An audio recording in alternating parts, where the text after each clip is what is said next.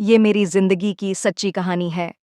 कैसा लगेगा आप अपनी पत्नी के लिए इतनी ज्यादा मेहनत करें, लेकिन वह आपको धोखा देने के लिए उससे भी ज्यादा मेहनत कर रही हो। हाँ, मेरी पत्नी मुझे धोखा दे रही थी।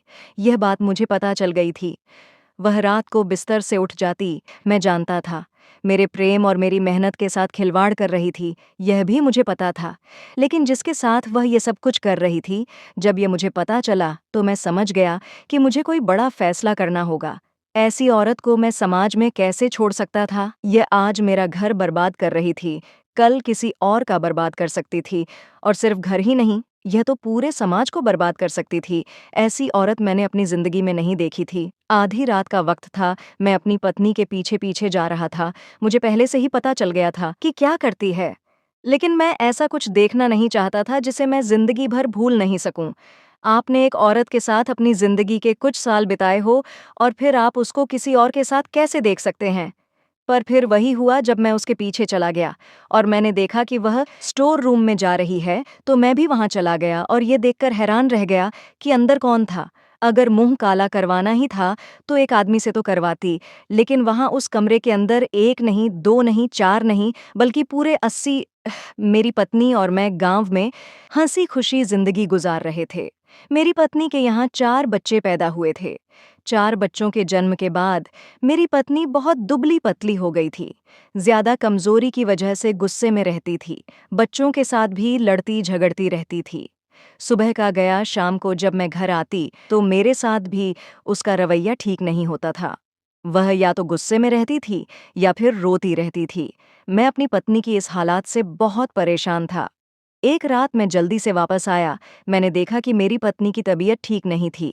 मैं अपनी पत्नी के पास जाकर बैठ गया और मैं अपनी पत्नी से कहा, क्या हुआ है? मेरी पत्नी ने मुझे कहा कि उसके जिस्म में बहुत दर्द है और चक्कर आ रहे हैं। मैंने अपनी पत्नी के हाथ को पकड़ा तो देखा उसका जिस्म ठंडा है। रात बहुत हो गई थी। हमारे गांव में रात 9 बजे के बाद कोई अस्पताल खुला नहीं होता। मैं अपनी पत्नी को गांव के क्लिनिक में ले गया, क्योंकि वह एक आम क्लिनिक था। उन्होंने मेरी पत्नी को दवा देकर कहा कि आप सुबह किसी अस्पताल में चेकअप करवा लें। मैं अपनी पत्नी के साथ गांव के डॉक्टर के पास चला गया। डॉक्टर ने मेरी पत्नी की नब्ज पकड़ी और कहा, कुछ टेस्ट आपको लिख देता हूँ। टेस्ट रिपोर्ट 2 से 3 घंटे बाद मिलनी थी। मैं अपनी पत्नी को लेकर घर चला गया और डॉक्टर साहब से कह दिया कि जैसे ही रिपोर्ट आए आप मुझे कॉल कर लीजिएगा। मैं अपनी पत्नी को लेकर आ जाऊंगा, क्योंकि मेरी पत्नी की तबीयत ठीक नहीं है, बहुत ज्यादा देर अस्पताल में बैठ नहीं सकती। तकरीबन दोपहर 3 बजे मुझे डॉक्टर साहब की कॉल आई। डॉक्टर साहब ने कहा, आपकी पत्नी की रिपोर्ट आ गई है। डॉक्टर साहब ने बताया, बेहद कमजोरी की वजह से उनकी तबीयत ऐसी हो गई है। मेरी पत्नी में खून की बेहद कमी थी और मेरी पत्नी का ब्लड ग्रुप ओ नेगेटिव था, जो जल्द मिलना नामुमकिन है। डॉक्टर साहब ने कहा, मैं आपको कुछ दवा लिख देता हूँ। चंद महीना तक इसका इस्तेमाल जारी रखें। इस दवा के लगातार इस्तेमाल से आपकी पत्नी जल्द ठीक हो जाएगी, और उनकी खान पान का खास ख्याल रखें। मैंने डॉक्टर साहब से कहा, आप ही बता दें कि मैं अपनी पत्नी को क्या खिलाऊं। डॉक्टर साहब ने कहा, आप रोजाना अपनी पत्नी को मछली खिलाया करें। मछली खाने से इनकी सेहत जल्द अच्छी हो जाएगी। मेरी पत्नी ने डॉक्टर साहब से कहा, डॉक्टर साहब, हम गरीब लोग हैं और रोजाना मछली का गोश्त नहीं खरीद सकते। मैंने अपनी पत्नी से कहा कि मुझे तुम्हारी सेहत से बढ़कर और कुछ नहीं चाहिए। वैसे तो मैं एक छोटी सी नौकरी करता था और रोजाना इतना खर्च नहीं उठा सकता था, मगर अपनी पत्नी से बेहद मोहब्बत करता था। इसीलिए मैंने डॉक्टर साहब की बात सुनकर उनका दिया हुआ नुस्खा लिए और बाहर निकल आया। मैंने अपनी पत्नी से कहा, जैसे डॉक्टर ने कहा है, तुम इस दवा का इस्तेमाल करो। देखना तुम जल्दी ठीक हो जाओगी। मेरी पत्नी मेरी ओर देखकर मुस्कुराई और हम घर चले गए। घर के दरवाजे पर मैंने अपनी पत्नी से कहा, मैं अब काम पर जा रहा हूँ, शाम को आते वक्त तुम्हारे लिए मछली ले आऊंगा। यह कहकर मैं घर से निकलकर ऑफिस चला गया। जैसे ही मैं ऑफिस पहुंच, ऑफिस के बाहर मुझे अपना बचपन का दोस्त मिला, वही था जिसके साथ मैं बचपन में पढ़ा करता था। मुझे उसे देखकर बहुत खुशी हुई। मैंने उसे आवाज लगाई और वह भी मुझे देखते ही पहचान गया। हम दोनों ने एक दूसरे को गले लगाया और हालचाल पूछने लगे। मैंने उससे पूछा, तुम यहाँ कैसे? उसने बताया कि मेरी भी इसी कंपनी में नौकरी लग गई है। मुझे यह जानकर बहुत खुशी हुई। मैंने कहा, अरे वाह! अब तो काम में और मज़ा आएगा। मेरा बचपन का दोस्त जो आ गया है। ऐसे ही बातें करते-करते मैंने भी उसे बताया कि मेरी शादी को 12 साल हो गए हैं और मेरी अपनी पत्नी से पसंद की शादी है और मेरे यहाँ भी 4 बेटे हैं। ऐसे ही कुछ इधर-उधर की बातें करते-करते काफ़ी देर हम एक-दूसरे से गपशप करते रहे। इसके बाद मैं अपने दोस्त को अलविदा कहा और वहाँ से मार्केट चला गया। मार्केट से मैंने अपनी पत्नी के लिए ताज़ा मछली खरीदी और घर की तरफ चल दिया। घर पहुंचकर मैंने अपनी पत्नी को मछली पकड़ाई और कहा, इसे धोकर पकाओ और खा लो। मेरी पत्नी ने भी मुझसे मछली ली और रसोई घर की तरफ चल दी। रसोई घर के पास पहुंचकर मुझसे पूछने लगी, आज आप बहुत देर से आए, क्यों? मैंने बताया कि एक दोस्त मिल गया था जिसके साथ चाय पीने बैठ गया था। वह अच्छा कहकर अपने काम में मसरूफ हो गई। मैं भी दिन भर काम करने के बाद बहुत थक चुका था। अपने कमरे में आराम के लिए चला गया। कुछ देर बाद मेरी पत्नी हाथ में खाने की थाली लिए कमरे में आई और खाने लगी। मैंने अपनी पत्नी को कहा, खाना बहुत स्वादिष्ट है, बिल्कुल तुम्हारी तरह। मेरी पत्नी मुस्कुराती हुई कमरे से बाहर चली गई। खाना खाकर मैं अपने बच्चों में मशगूल हो गया। उनसे दिन भर के बारे में पूछा। रात के 9 बज गए थे। मैंने अपने बच्चों से कहा, तुम सब सो जाएं, सुबह स्कूल जाना है। बच्चों को उनके कमरे में भेजकर हम दोनों भी लेट गए और सो गए। रात को 12 बजे मुझे अपने कमरे से आवाज़ आई। जैसे ही मैं पलटा, मैंने देखा कि मेरी पत्नी बिस्तर पर नहीं है। मैंने सोचा कि रात की इस पहर में वह कहाँ गई है। मैं भी उसके पीछे-पीछे कमरे से बाहर चला गया। साथ वाले कमरे से होते हुए मैं रसोई में गया। मेरी पत्नी वहाँ भी मौजूद नहीं थी। मैं अपनी पत्नी को ढूंढते और आवाज़ लगाते हुए तुम कहाँ हो? घर से बाहर चला गया। मैंने देखा, मेरी पत्नी घर के पिछले स्टोर रूम की तरफ जा रही है। मैं परेशान था कि वह कहाँ जा रही है। इतने में मुझे घर के अंदर से अपने बच्चों के रोने की आवाज़ आई। मैं अपने बच्चों को देखता हुआ घर के अंदर वापस चला आया। इतने में मेरी पत्नी स्टोर से वापस घर आ गई और मुझे जागते देखकर कुछ घबरा गई। मैंने उससे पूछा, तुम कहाँ गई थी? मेरी पत्नी ने मुझसे कहा कि वह वॉशरूम में थी। मैं जानता था कि मैंने उसे स्टोर रूम की ओर जाते देखा था, मगर मैं खामोश रहा और अपने कमरे में चला गया और सो गया। अगली सुबह मैं उठा और नाश्ता करने के बाद काम पर चला गया। सारा दिन काम में मशगूल रहा और शाम को बाजार से मछली लेकर घर आ गया। मैंने मछली अपनी पत्नी के हाथों में देकर कहा, तुमने बताया नहीं कि जो मैं मछली लाता हूँ वह ताज़ी भी होती है। उसने कहा, जी, ताज़ी भी और अच्छी भी। मैं अच्छा करते हुए करीब पड़ी कुर्सी पर बैठ गया, अखबार उठाया और पढ़ने लगा। मैं सोच रहा था कि मैंने कभी अपनी पत्नी को मछली पकड़ते हुए या खाते हुए नहीं देखा। फिर मैंने सोचा कि हाँ, मछली कम होती है तो हो सकता है वह रसोई में ही बैठकर खा लेती हो। कुछ देर अखबार पढ़ने के बाद मैं अपने कमरे में चला गया। मेरी पत्नी भी घर के काम खत्म करने के बाद आकर सो गई। रात को फिर मैंने अपनी पत्नी को बिस्तर से उठकर बाहर जाते देखा। मैं भी उसके पीछे कमरे से बाहर निकला और स्टोर रूम में देखने के लिए आगे बढ़ा। अधिक अंधेरे की वजह से कुछ देख नहीं सका। इतने में एक लंबे कद वाला नौजवान मुझे भागते हुए दिखाई दिया। मैं भी उसके पीछे-पीछे घर से बाहर गया, मगर वह तब तक जा चुका था। मैं वापस पलटकर स्टोर रूम में आया तो मेरी पत्नी मौजूद नहीं थी। मैं घर आया, मैंने अपनी पत्नी को रसोई में काम करते देखा। मैं बिना कुछ कहे कमरे में चला गया। कुछ देर बाद मेरी पत्नी भी आकर लेट गई और मुझसे कहने लगी, जो दवा डॉक्टर साहब ने दी थी, अब उससे मेरी सेहत अच्छी हो रही है और मैं अपने आप को पहले से ज़्यादा सेहतमंद महसूस कर रही हूँ। मैं बिना जवाब दिए खामोशी से लेट रहा और सो गया। सुबह होते ही मैं बिना कुछ खाए पिए काम पर चला गया और सारा दिन यही सोचता रहा कि मेरी पत्नी मेरे होते हुए भी किसी और मर्द से संबंध बनाए हुए हैं और रात को अपने आशिक के साथ मुलाकातें करती हैं। मगर वह कौन था? यह सवाल बार बार मुझे परेशान कर रहा था कि मेरे होते हुए भी मेरी पत्नी के साथ ताल्लुकात कायम के हुए हैं और न जाने कब से यह सब चल रहा है और मुझे पता भी नहीं है। इतने में मेरा दोस्त मेरे पास आया और मुझसे पूछने लगा, यार, कुछ परेशान लग रहा है। मैंने उससे कहा, बस कुछ नहीं यार। उसने मुझे कहा, मैं तेरा दोस्त हूँ, तू मुझे नहीं बताएगा तो और किसको बताएगा? मैंने उसको अपने पास बिठाया और कहा, यार, मेरी पत्नी रोजाना बिस्तर से कहीं चली जाती है और मैं भी उसके पीछे-पीछे 1-2 बार गया, तो मैंने उसे स्टोर रूम में जाते देखा।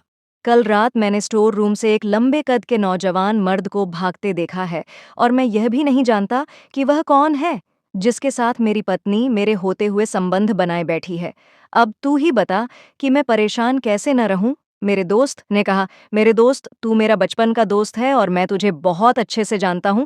ये बात तुझे कहना तो नहीं चाहता, मगर यार आजकल औरतें अपने पति के होते हुए बहुत से मर्दों से संबंध बना लेती हैं। तू मेरा दोस्त है, मैं तेरा बुरा नहीं सोचूंगा, मगर फिर भी तू अपनी पत्नी पर कड़ी नजर रख और जल्द पता लगाओ कि वह कौन है जो तुम्हारी नाक के नीचे तुम्हारी पत्नी के साथ मजे कर रहा है।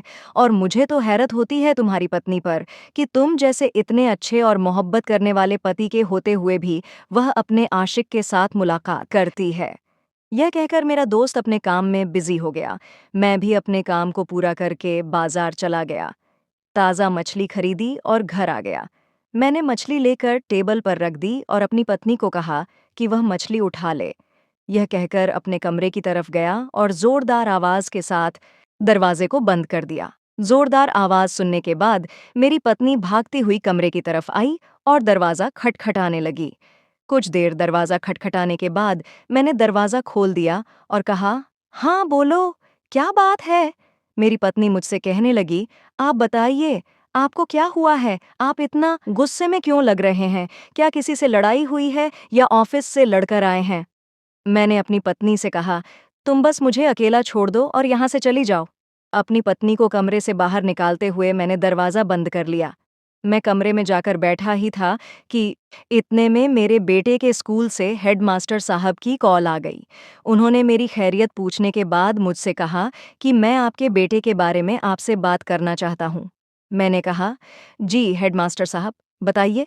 उन्होंने मुझे कहा, आपका बेटा आजकल पढ़ाई पर ध्यान नहीं दे रहा है और बहुत ज्यादा शरारती हो गया है। उसका अपनी क्लास के और लड़कों के साथ भी रवैया अच्छा नहीं है। मुझे तो समझ नहीं आता, आप जैसे होशियार और काबिल पिता के होते हुए आपका बेटा आखिर किस पर चला गया है। मैंने हेडमास्टर साहब से माफी मांगी और कहा, मैं कल स्कूल आऊंगा। वैसे भी आपसे मिले काफी वक्त हो चुका, इसी बहाने आपसे मिल भी लूंगा और अपने बच्चों की पढ़ाई के बारे में बातचीत भी कर लूंगा। और यह कहकर कॉल बंद कर दी। मैंने सोचा जिसकी माँ ऐसी बदचलन हो, उसकी औलाद भी ऐसी ही होगी। ये कहकर मैं लेट गया। कुछ देर बाद मेरी पत्नी कमरे में आई और लेट गई और मुझसे कहने लगी, क्या बात है, आजकल आपकी तबीयत कुछ ठीक नहीं लग रही है। बात बात पर गुस्सा करते हैं और रात को जल्दी सो जाते हैं। क्या मुझसे कोई गलती हो गई है? मैंने अपनी पत्नी से कहा, मैं सोना चाहता हूँ, बेहतर है तुम मुझे आराम करने दो। यह कहकर मैं सो गया। अगले दिन सुबह मैंने जाकर नाश्ता किया और नाश्ते के दौरान अपनी पत्नी से कहा कि बड़े बेटे के स्कूल से कॉल आई थी, उसके हेडमास्टर ने स्कूल बुलाया है। तुम तैयार हो जाओ, हमें उसके स्कूल जाना है। मैं तैयार हुआ और मेरी पत्नी भी तैयार हो गई। स्कूल के लिए जाने ही लगे थे कि मेरी पत्नी ने कहा कि उसकी तबीयत बहुत खराब है और वह बैठ गई। मैंने उसकी तबीयत पूछी तो उसे कहा, चलो ठीक है, मैं अकेला चला जाता हूँ। मैं स्कूल गया, हेडमास्टर साहब से मुलाकात की। उनका हाल चाल पूछने के बाद मैंने हेडमास्टर साहब से पूछा, जी, अब बताएं।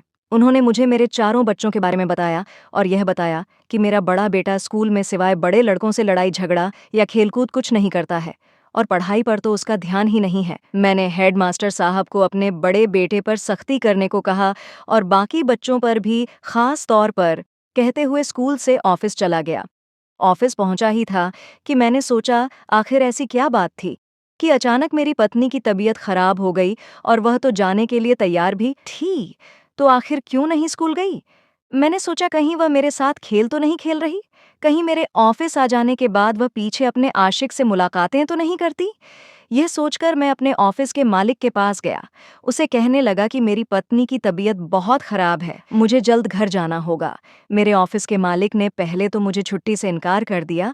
कुछ देर मेरे चेहरे पर परेशानी देखने के बाद न जाने मेरे मालिक के दिल में क्या ख्याल आया कि उन्होंने मुझे कहा, अच्छा चलो, ठीक है, तुम जाओ, अच्छे से जाना।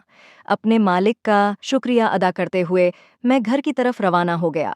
सारे रास्ते मेरी पत्नी और उसका आशिक मेरी आंखों के सामने मंडरा रहे थे। मैं बस यही सोचा जा रहा था कि आखिर क्या हो रहा है और आखिर यह सब कब से चल रहा है। जैसे ही मैं अपने घर के अंदर दाखिल हुआ, मैंने देखा मेरी पत्नी घर के कामों में बिजी है।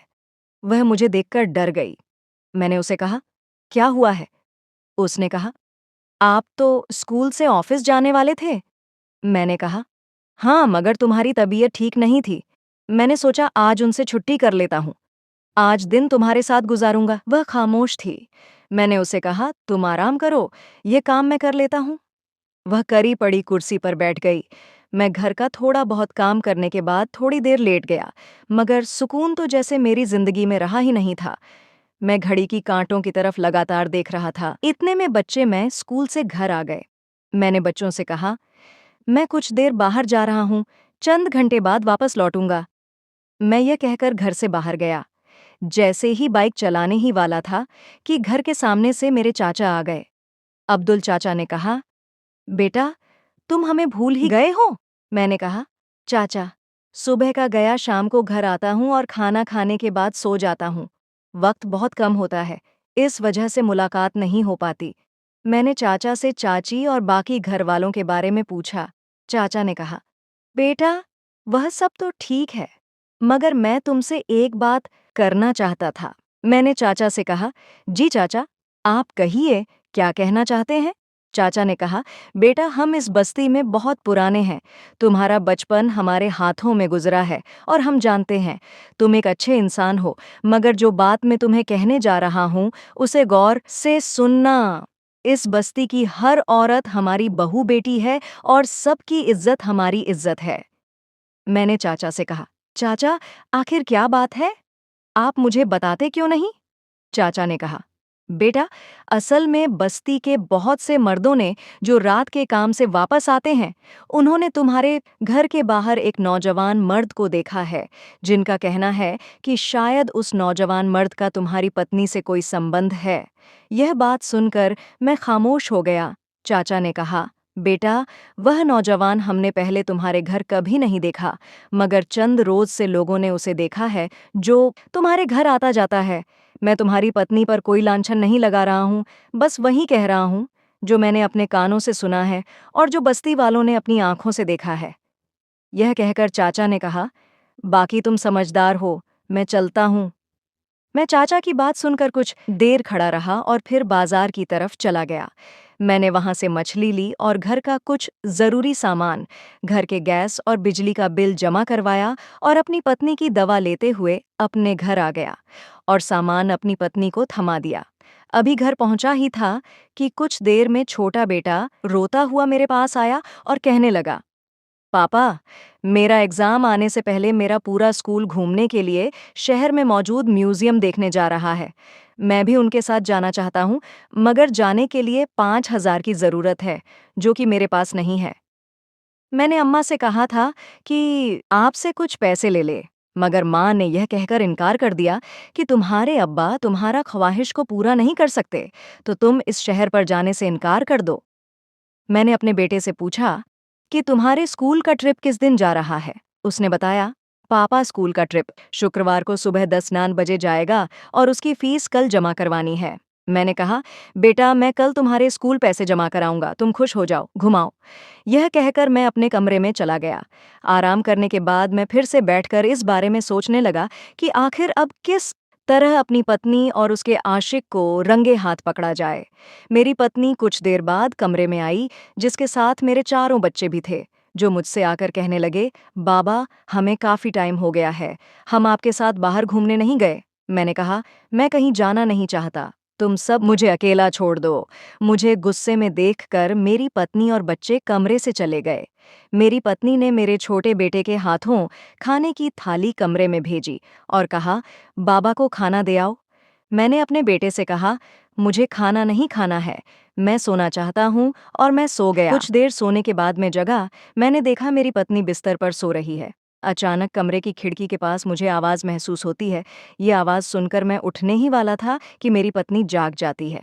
मेरी पत्नी आवाज़ सुनकर कमरे से बाहर निकली ही थी कि मैं सोच लिया कि आज तो इन दोनों को रंगे हाथों रंगरेलियां मनाते हुए पकड़ लूंगा। इतने में मेरी पत्नी रसोई से प्लेट में मछली लिए घर से बाहर चली जाती है। मैं भी अपनी पत्नी के पीछे कमरे से बाहर निकाला और उससे पहले तेजी से स्टोर रूम की पिछली दीवार के पास जाकर छुप गया। मेरी पत्नी घर से मछली लेकर स्टोर रूम के अंदर दाखिल होती है, तो मैं भी उसके साथ स्टोर रूम में चला जाता हूँ और रंगे हाथ उन दोनों को पकड़ लिया। मेरी पत्नी मुझे देखकर दंग रह गई और अपनी सफाई में कहने लगी, आप यहाँ? आप यहाँ क्या कर रहे हैं?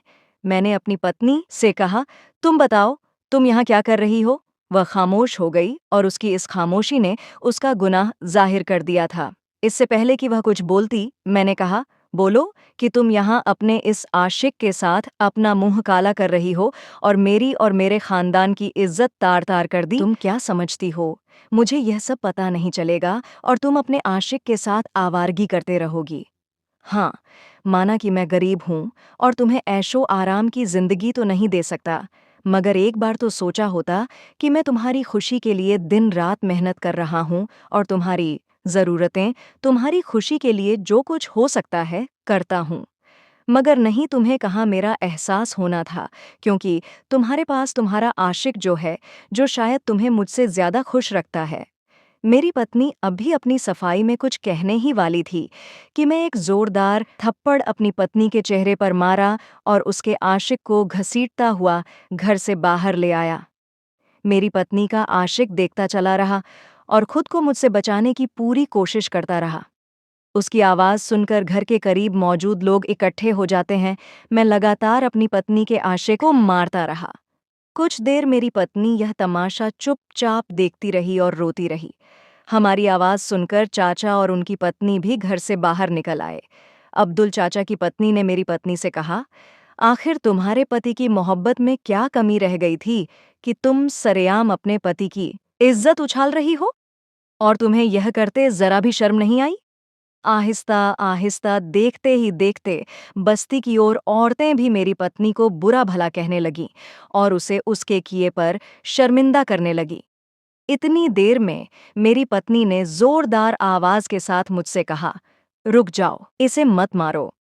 मैंने अपनी पत्नी से कहा, हाँ, यही है ना वह तुम्हारा आशिक, जिसको तुम मेरी गैर मौजूदगी में मिलती हो? यही है ना वह, जिसको तुम मेरी लाई हुई मछली, जो मैं तुम्हारे लिए लाया था, तुम इसे खिलाती हो? मेरी पत्नी रोती हुई आवाज से बोली, यह मेरा भाई है, मेरा सौतेला भाई। मेरे बाप ने 2 शादियां कर रखी थीं। पहली पत्नी से मैं और मेरी छोटी बहन है और दूसरी पत्नी से यह एक बेटा। मेरे बाप की दूसरी पत्नी खुद भी अच्छी औरत नहीं थी और उसने इस बदनसीब को भी नशे की राह पर लगा दिया। ये मेरा भाई नशा करता था। नशे की लत की वजह से घर वालों ने इसे घर से निकाल दिया था। हमारे यहाँ भाई नहीं था, हमें अक्सर भाई की कमी महसूस होती थी। मैंने अपने बाबूजी से कहा कि आप कैसे पिता हैं, जिसको अपने बेटे का एहसास ही नहीं, और वह अगर इस राह पर है तो आज सिर्फ और सिर्फ आपकी पत्नी की वजह से। मेरे बाबूजी ने मुझे कहा कि तुम कौन होती हो मुझे यह बताने वाली कि मैं क्या सही कर रहा हूँ और क्या गलत। बस कह दिया ना कि आज से वह इस घर में नजर नहीं आएगा। मैं और मेरी छोटी बहन अक्सर अपने भाई के लिए रोते थे और उसे याद करते थे। हमने ढूंढने की बहुत कोशिश की मगर कभी नहीं ढूंढ सके, और कुछ अरसे बाद मेरा रिश्ता आपसे हो गया। आपसे रिश्ता होने के बाद मेरी माँ ने मुझे कहा कि कभी भी अपने पति को इस बात की खबर ना देना कि तुम्हारा कोई भाई भी है। शादी के बाद भी अपने भाई की मोहब्बत और प्यार मैं कैसे भूल सकती थी? मैं उसकी बड़ी बहन थी। एक रोज मैं मार्केट से आ रही थी कि मुझे ये वहां जख्मी हालत में मिला। मैंने देखा कि अपने होश में आ गया। मैंने अपने भाई को कहा कि मैं तुम्हारी बड़ी बहन हूँ। नशे का असर अभी सही तरह से उतरा नहीं था, वह मुझे पहचान नहीं सकता था। कुछ देर अपने भाई के साथ बैठने के बाद मैंने उसे कहा कि तुम अब यहाँ से चले जाओ और अपना ख्याल रखना। यह कहकर मैंने अपने भाई को भेज दिया।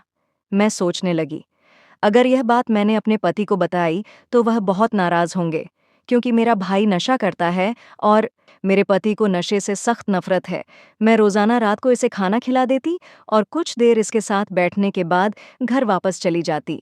मैं अपने पति की लाई हुई मछली, जो वह मेरे लिए लाते थे, इसे खिला देती थी, क्योंकि मेरा देखभाल करने के लिए मेरा पति है, मगर इस बेचारे को घर वालों ने भी बेयारो मददगार उसे रोड पर फेंक दिया है। मुझसे इसकी हालत देखी नहीं जाती, और आप जो मेरे पति हैं, जिनके साथ जीने और साथ मरने की कस्में खाई है, आप मेरे बारे में ऐसा सोचते लगे। मुझे यह सोचकर घिन आती है। अपनी पत्नी की यह बात सुनकर मैं गुस्से में आ गया। मैंने अपनी पत्नी की बाजू पकड़ी और घसीटा और उसे घर से बाहर ले गया और कहा कि तुम आइंदा के बाद इस घर की चौखट पर कभी कदम न रखना और चली जाओ। यह मेरी पत्नी दूर खड़ी मुझे देखती रही और मैं पलटकर अपने घर की तरफ आने लगा। इतने में मैंने अपनी पत्नी के भाई की आवाज़ सुनी। जैसे ही मैंने पीछे पलटकर देखा, मेरी पत्नी ज़मीन पर ढेर हो चुकी थी। मैं थोड़ा-सा आगे बढ़ा और फिर रुक गया कि मैं यह क्या कर रहा हूँ? आखिर क्यों? जबकि मैं जानता हूँ कि मेरी पत्नी झूठ बोल रही है और यह सब वह अपने आप को बचाने के लिए कर रही है। इतने में मेरे बच्चों ने मुझे पकड़ा और कहा, बाबा देखो ना, माँ को क्या हो गया है? वैसे क्यों लेटी है? मेरे बड़े बेटे ने कहा, बाबा जाइए, मन को बचाइए। मैं अपने बेटे की बात सुनकर मैं अपनी पत्नी की तरफ भागा। रोड से लेकर अस्पताल की तरफ भागा। मैं अपनी पत्नी को लेकर अस्पताल पहुंच चुका था। मेरी पत्नी इमरजेंसी में थी। डॉक्टर ने ज्यादा से ज्यादा उसके लिए खून का बंदोबस्त करने को कहा था। मेरी पत्नी का खून ओ नेगेटिव था, जो मिलना नामुमकिन था। डॉक्टर ने कहा, अगर आप जल्द से जल्द अपनी पत्नी के लिए खून का बंदोबस्त न कर सके, तो आप उसे खो देंगे। मैं अपनी पत्नी को खोना नहीं चाहता था। मैंने अस्पताल और उसके तमाम स्टाफ से कहा कि जल्दी जल्दी खून का बंदोबस्त करें और खुद भी अपनी पत्नी के लिए खून ढूंढने के लिए निकल गया। जैसे ही मैं आसपास बाहर निकला, मैंने देखा कि मेरी पत्नी का भाई, जिसे मैं अपनी पत्नी का आशिक समझ रहा था, मेरी पत्नी के माँ-बाप के साथ अस्पताल जाने को कर रहा है। उसे देखकर तो मेरा जैसे खून खोल गया हो। मैंने उसे गिरेबान से पकड़ा और कहा, तुम ही हो जिसकी वजह से आज मेरी पत्नी का यह हाल है। मेरी पत्नी के भाई ने मुझे छुड़ाते हुए एक जोरदार थप्पड़ मेरे चेहरे पर मारा और कहा, मैं भाई हूं तुम्हारी पत्नी का। यह हाल करने वाले तुम खुद हो। हाँ, यह आप है जिसने आज अपनी पत्नी को इस हाल तक पहुंचा दिया है कि वह जिंदगी और मौत से जूझ रही है। इतने में मेरी पत्नी के पिता ने कहा, हाँ बेटा, ये सब मेरा कसूर है। मैंने ही तुम्हें आज तक यह नहीं बताया था कि मेरा एक बेटा भी है और मैं इस सब के लिए तुमसे माफ़ी मांगता हूँ। मैं ये सब सुनकर और परेशान हो गया था कि अब मैं क्या करूं और किधर जाऊं। मैंने अपनी पत्नी के पिता और भाई से कहा कि मेरी पत्नी को बचा लेने की ज़रूरत है। वह आईसीयू में है और डॉक्टर ने कहा है कि उसके लिए खून का बंदोबस्त किया जाए और उसका खून कहीं से नहीं मिल रहा है और अगर उसे खून न मिला तो मर जाएगी। सुनकर मेरी पत्नी के पिता ने कहा, बेटा तुम्हारी पत्नी का ब्लड ग्रुप ओ नेगेटिव है और यह सिर्फ और सिर्फ उसके भाई का है। ये सुनकर मैं अपनी पत्नी के भाई की तरफ शर्मिंदा आंखों से देखा और हाथ जोड़ते हुए कहा, मेरी पत्नी की जिंदगी तुम्हारे हाथ है, कृपया उसे बचा लो।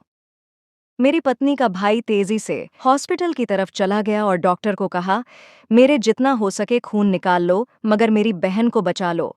कुछ देर बाद डॉक्टर ने बताया कि मेरी पत्नी अब खतरे से बाहर है। मैंने डॉक्टर से कहा, क्या मैं अपनी पत्नी से मिल सकता हूँ? डॉक्टर ने कहा, जी आप मिल सकते हैं। मैंने अपनी पत्नी की तरफ देखा। वह मुझसे मुंह मोड़कर लेट गई। मैंने कहा, मैं जानता हूँ कि तुम मुझसे नाराज हो, मगर मैं तुमसे माफ़ी मांगना चाहता हूँ। एक बार, बस एक बार मुझे माफ़ कर दो। मेरी पत्नी ने मुझसे कहा, मैं तुमसे किसी किस्म का ताल्लुक नहीं रखना चाहती, तुम यहाँ से चले जाओ। इतनी देर में मेरे बच्चे कमरे में आए और कहने लगे, माँ बाबूजी को माफ़ कर दो, वह तुम्हारे बगैर नहीं रह सकते हैं। मैंने अपनी पत्नी से कहा, अब से तुम और तुम्हारा भाई हम सब एक साथ रहेंगे और तुम्हें आज के बाद कभी भी अपने भाई की कमी महसूस नहीं होगी। मैंने डॉक्टर साहब से पूछा, डॉक्टर साहब, मैं अपनी पत्नी को कब घर ले जा सकता हूँ? डॉक्टर साहब ने बताया, अस्पताल के कुछ छोटे-मोटे टेस्ट हैं, उनके बाद आप अपनी पत्नी को घर ले जा सकते हैं। मैं अपनी पत्नी और उसके भाई के साथ अपने घर आ गया और हम सब खुशी-खुशी रहने लगे। दोस्तों, वीडियो कैसा लगा कमेंट करके ज़रूर बताएं।